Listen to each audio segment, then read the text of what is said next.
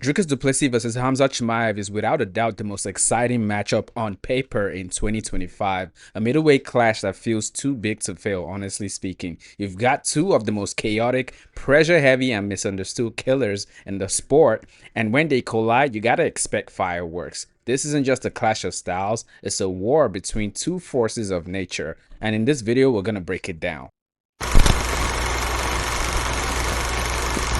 Let's start with Khamzat Chimaev. Every time this guy steps into the octagon, people find a way to doubt him. They said Robert Whitaker was too experienced, too technical, too smart. And then what happened? Khamzat walked into the octagon and absolutely mauled him. He didn't just win, he took the man's teeth out, dominated every single exchange, and reminded everyone why he's one of the scariest humans in the UFC. And now we're back in the same cycle. Critics saying, well, Dricus is awkward, Dricus has more top tier experience, and while all that may be true, Khamzat seems built to silence that noise once again. But here's the thing, DDP isn't some hype train. He's not a one-dimensional striker or grappler with a gas tank problem. He's awkward, unpredictable, and effective. The man's style is straight up chaos. He throws looping punches from straight angles, mixes in switch kicks, lunges in like a man who's possessed, and yet it still works.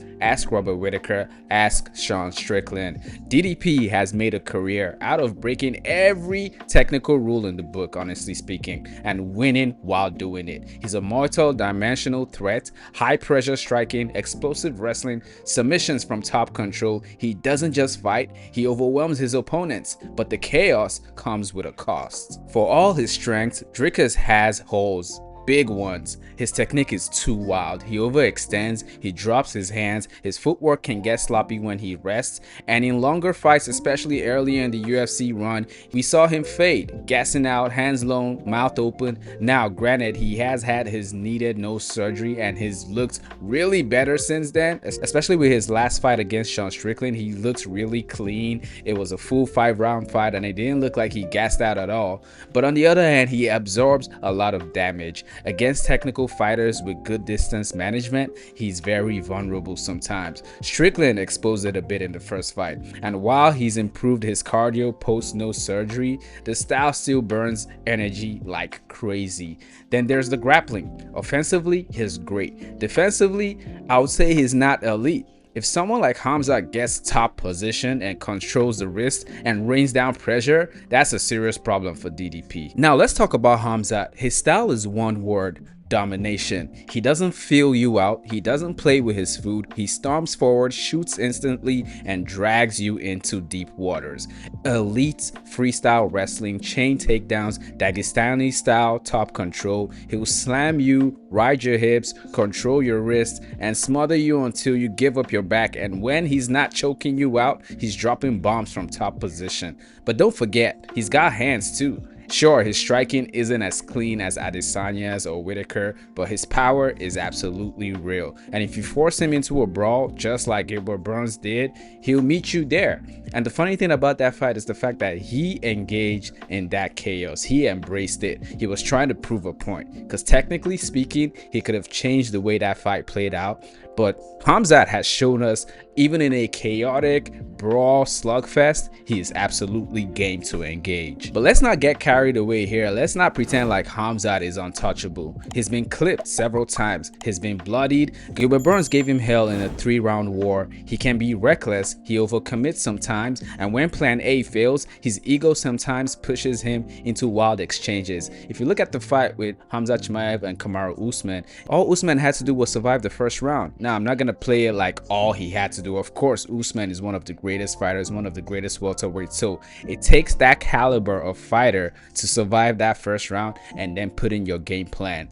Definitely shows there are skill sets to be played to beat Khamzat Chimaev. But the thing is, at middleweight, we haven't seen him face a big, explosive, relentless guy like Dricus. That's the big question. What happens if Khamzat can't dominate early? His cardio looks shaky against Burns, but that was a while ago. He fought emotionally as well in that fight. If DDP drags him into that championship round, all bets are gonna be off for Khamzat. The funny thing about Khamzat Chimaev and Dricus Du Plessis is they definitely have something in common. Both fighters have faced criticism for their cardio, but both fighters have seemed to have turned that around. Dricus had no surgery like I mentioned earlier and looked sharp, clean, and composed in his second fight with Strickland. He held his pace for 5 rounds and didn't fade at all. Khamzat, on the other hand, seems like a different man now. He's calmer, more focused, less reckless. He doesn't really talk shit like before. His interviews are cool, collected. The energy is still there, but it's more calculated.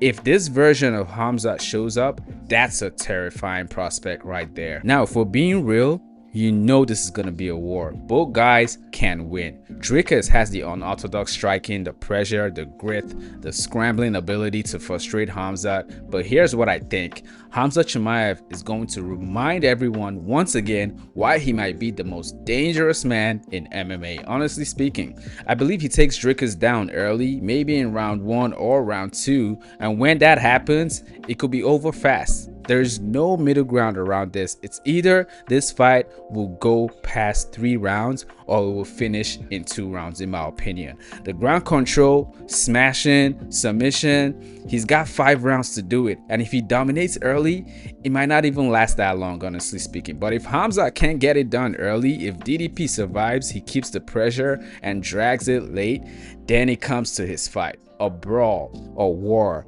chaos, and nobody thrives in chaos like DDP. When it comes down to brawling, if DDP is able to make this a slugfest and make it his fight, he definitely has the path to victory. But if Khamzat is able to instill his game plan and dominate in the grappling, this fight is going to be his. And I think Khamzat is going to shock everybody more than he shocked people when he beat Robert Whitaker. Now, I've already given Dricus his accolades, one of the best middleweights we've ever seen. His resume is fantastic, several former champions on his fight resume. So Dricus is a good fighter, and I have to pay my respects to him because he has been calling for this fight for a while now. He didn't even want to fight Sean Strickland the second time. He wanted to fight Khamzat since then. So he's badass and he's up for the fight. A great fighter, great achievement. If he wins, his stock is definitely gonna skyrocket.